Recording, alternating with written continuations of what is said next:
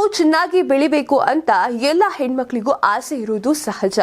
ಕೂದಲುಗಳು ದಟ್ಟವಾಗಿ ಉದ್ದವಾಗಿ ಇರಬೇಕು ಅಂತ ಹೆಣ್ಣು ಮಕ್ಕಳು ಬಯಸ್ತಾರೆ. ಹಾಗೆ ಮನೆಯಲ್ಲಿ ಸಿಗುವ ವಸ್ತುಗಳನ್ನ ಉಪಯೋಗಿಸಿಕೊಂಡು ಸಾಮಗ್ರಿಗಳನ್ನ ಉಪಯೋಗಿಸಿಕೊಂಡು ಹೇಗೆ ಎಣ್ಣೆಯನ್ನ ತಯಾರು ಮಾಡೋದು, ಅದರಿಂದ ಎಷ್ಟೆಲ್ಲ ಪ್ರಯೋಜನ ಇದೆ ಅನ್ನೋದ್ರ ಬಗ್ಗೆ ಇಲ್ಲಿದೆ ಒಂದು ಪುಟ್ಟ ಮಾಹಿತಿ.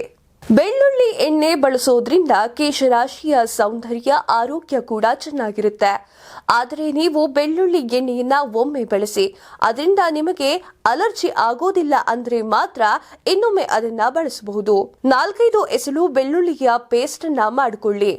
ತೆಂಗಿನ ಎಣ್ಣೆಯಲ್ಲಿ ಮಂದ ಉರಿಯಲ್ಲಿ 5 ನಿಮಿಷ ಕುದಿಸಿ ಬಳಿಕ ತಣಿಸಿ ಕೂದಲಿಗೆ ಮಸಾಜ್ ಮಾಡಿಕೊಳ್ಳಿ. ಇದನ್ನ ನೀವು ಶೇಖರಿಸಿ ಇಟ್ಟುಕೊಳ್ಳಬಹುದು.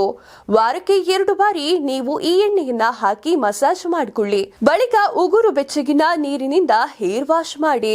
ಆದಷ್ಟು ಕೆಮಿಕಲ್ ಇಲ್ಲದ ಶಾಂಪೂವನ್ನ ಬಳಸುವುದು ಉತ್ತಮ. ಬೆಳ್ಳುಳ್ಳಿ ಎಣ್ಣೆ ಬಳಕೆ ಮಾಡೋದ್ರಿಂದ ಫಂಗಲ್ ಇನ್ಫೆಕ್ಷನ್ ಆಗೋದಿಲ್ಲ. ಡ್ಯಾಂಡ್ರಫ್ ಕೂಡ ಹೋಗುತ್ತದೆ. ಆಗ ನಿಮ್ಮ ಕೂದಲು ಆರೋಗ್ಯಕರವಾಗಿ ಬೆಳೆಯುತ್ತದೆ.